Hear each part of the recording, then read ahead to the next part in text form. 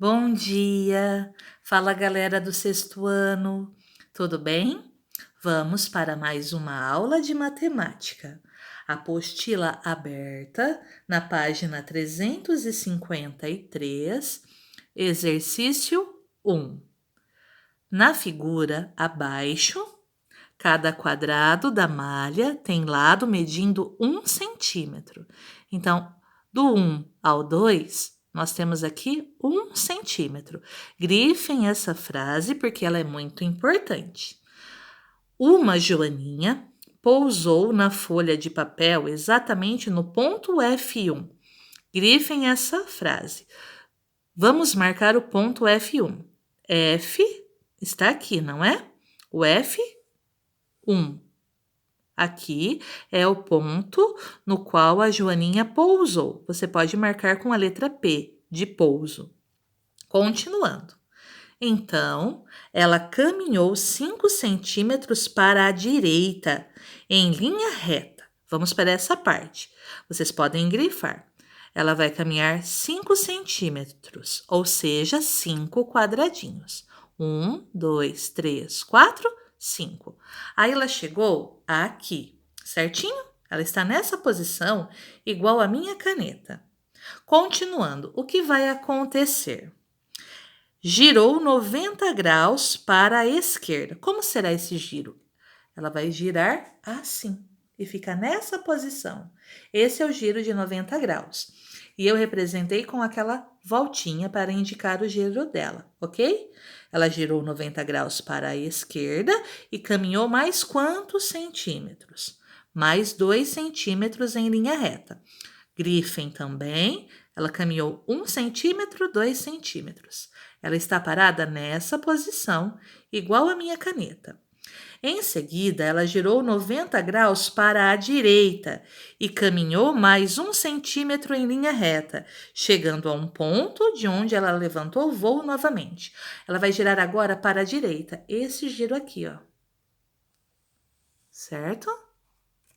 Aí ela fica nessa posição e caminha mais um quadradinho, mais 1 centímetro, e levanta voo. Grifem como eu grifei, agora vamos responder as perguntas. Letra A. Indique na figura o ponto onde a joaninha pousou. Aqui, o ponto no qual a joaninha pousou. Faça um pontinho. Depois, na letra B, indique na figura com lápis vermelho, como eu fiz, o trajeto percorrido pela joaninha. Ela fez esse trajeto. E aqui é o ponto V, o ponto de onde a joaninha levantou voo. Letra C. Quais são as coordenadas do ponto de onde a joaninha levantou voo? Eu marquei aqui com grifa texto azul, certo? Vamos analisar qual é a letrinha D. Qual é o número? 7. Então, ela tem como coordenada D7. E acabamos o exercício 1. Vamos para a parte de baixo. O sistema de coordenadas cartesianas. O sistema de coordenadas que vimos na seção anterior é formado por um eixo horizontal, em que são marcados os números, e um eixo vertical em que ficam marcadas as letras, certinho? Grifem, porque é importante, e foi assim. No eixo horizontal nós tínhamos os números, e no eixo vertical as letras. Embora seja útil, em alguns casos, esse sistema possui algumas limitações, principalmente pelo uso de letras. Em nosso alfabeto há apenas 26 letras, e se nós precisarmos usar mais que 26, é um problema, não é? Se eu precisasse de um sistema até o 27, o 28, o 29, 30, são só 26 letras, então é um problema se precisarmos fazer mais marcações no eixo vertical. Um outro problema é como representar as coordenadas de um ponto que esteja exatamente entre as linhas correspondentes às letras B e C, por exemplo. Aqui você tem o B, tem o C. Quem fica entre o B e o C? São problemas que com esse sistema, usando as letras e os números, você não consegue resolver. E agora? Qual letra usar entre o B e o C? Qual letra usar no 27 e no 28? Então, vamos ver a resposta na página 354. Prontinho, página 354. O problema com as letras pode ser resolvido a partir de uma ideia do matemático francês René Descartes, que viveu no século XVII. Ele pensou em utilizar dois eixos para localizar pontos de um plano, um horizontal e outro vertical, sendo ambos com marcações numéricas. Então, ele trocou as letras por números. Vamos conhecer um pouquinho sobre René Descartes?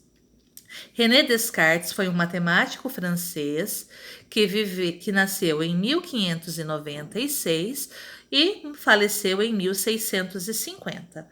Ao ter a ideia de representar pontos a partir de dois eixos com marcações numéricas, Descartes criou uma nova área da matemática que você vai estudar no ensino médio.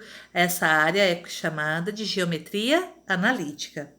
Em sua homenagem, chamamos esse sistema de representação de pontos de sistema de coordenadas cartesianas. Cartesianas vem do sobrenome Descartes. Cartesianas, certinho? Vamos lá. Todos os sistemas de localização modernos, como o GPS, utilizam de maneira direta ou indireta a ideia original de Descartes. Na figura a seguir está desenhado o sistema com dois eixos criados por Descartes. Observe que no eixo vertical as marcações são feitas de baixo para cima e no eixo horizontal continuam sendo feitas da esquerda para a direita. Grifem porque é importante. Então, não se esqueçam. Agora, nós não temos mais letras. São números no eixo vertical. E essas marcações são feitas de baixo para cima. Então, aqui é o 0, depois 1, 2, 3, 4. E como aqui é uma semi-reta, continua infinitamente. Nós podemos usar quantos números forem necessários, certinho? No eixo horizontal, começa no 0 e vem 1, 2, 3, 4 e assim por diante. O sistema de coordenadas cartesianas funciona de maneira muito parecida com a do sistema de letras e números com o qual trabalhamos antes. Agora vamos grifar. A cada ponto, vamos associar duas informações. Uma lida no eixo horizontal e outra lida no eixo vertical. Veja como podemos localizar o ponto P. O ponto P está marcado aqui. No eixo horizontal, nós temos o número 3. No eixo vertical, nós temos o número 2. No eixo horizontal, associamos ao ponto P o número 3. Então, o P está associado no eixo horizontal ao número 3. No eixo vertical, associamos o número 2. Então, o P no eixo vertical está associado ao número 2. Para não confundir as duas informações, convencionamos. É uma regra, certinho? Se é uma regra, você não pode mudar. Se você mudar, fica errado. Então, convencionamos sempre escrever primeiro a informação do eixo horizontal. Primeiro vem a informação do eixo horizontal e depois o valor, a informação do eixo vertical. Sempre nessa ordem. Primeiro a informação do eixo horizontal, depois a informação do eixo vertical. Dessa forma, as coordenadas do ponto P, escrita entre parênteses. Professora, pode ser colchetes? Não, certo? Eu posso usar chaves? Não. As coordenadas são escritas sempre entre parênteses e separadas por uma vírgula ou um ponto e vírgula, certinho?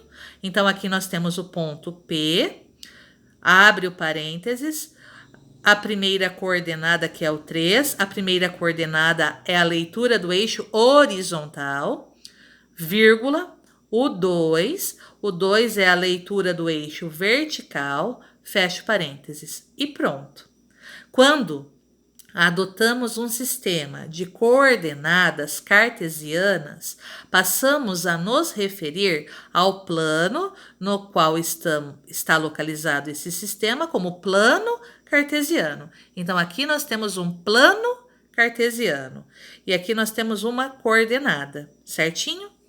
E a questão da vírgula e do ponto e vírgula, aqui fica bem explicadinho. Em geral, utilizamos uma vírgula para separar as coordenadas de um ponto, como nesse exemplo. Porém, se uma ou as duas coordenadas forem um número na representação decimal, ou se uma for um número na representação decimal, se aparecer um número decimal, ou seja, com vírgula, utilizamos um ponto e vírgula para separá-las, certinho? Por exemplo, se as leituras dos eixos horizontal e vertical forem respectivamente, o que significa nessa ordem? Na horizontal, 0,5. Ele é um número decimal, ele já tem vírgula. E no eixo vertical, 2,7. Também é um número decimal, também já tem vírgula. No caso, para separar o 0,5 do 2,7, nós vamos utilizar o ponto e vírgula, certinho? Então, vírgula para separar números naturais. O ponto e vírgula para separar números decimais, certinho? Por hoje é só. Na próxima aula, nós vamos para os exercícios. Qualquer dúvida, vocês já sabem.